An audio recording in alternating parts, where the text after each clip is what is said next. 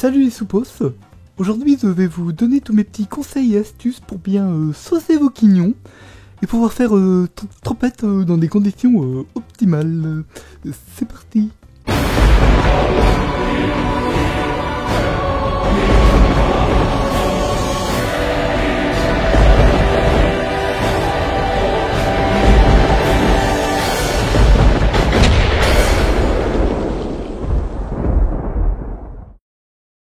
Alors tout d'abord on va parler du choix du pain.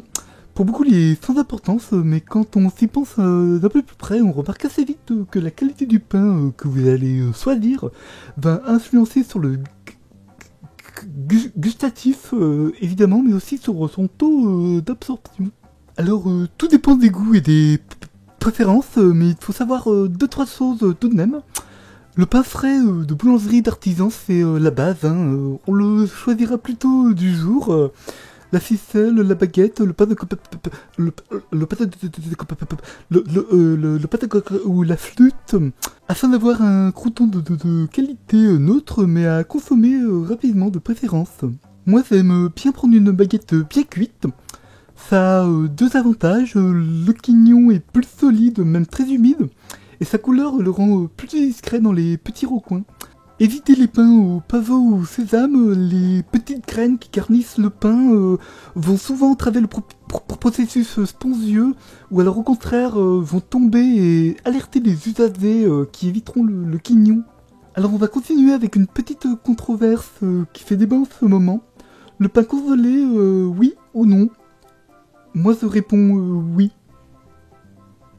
Pour ce qui est des conditions de pose du crouton, je vous donne mon petit truc pour ne pas finir avec la poche plein de miettes.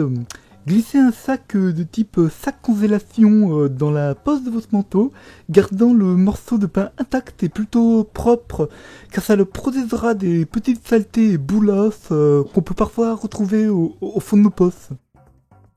On me pose souvent la question, on me demande donc assez souvent, Stéphane, en cas d'urgence, si je ne peux pas me rendre dans un urinoir, puis-je faire ma préparation moi-même à la maison, seul ou en famille?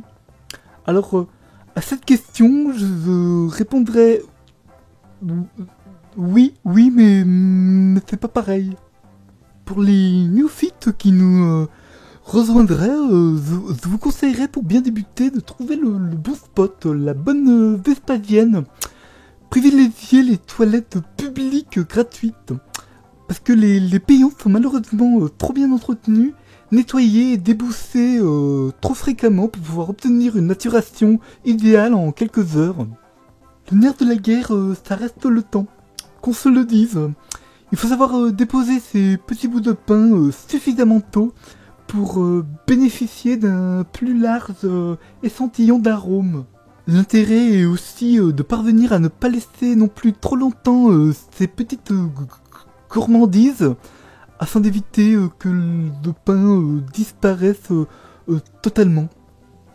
Voilà, j'espère que ce petit tuto vous sera utile pour bien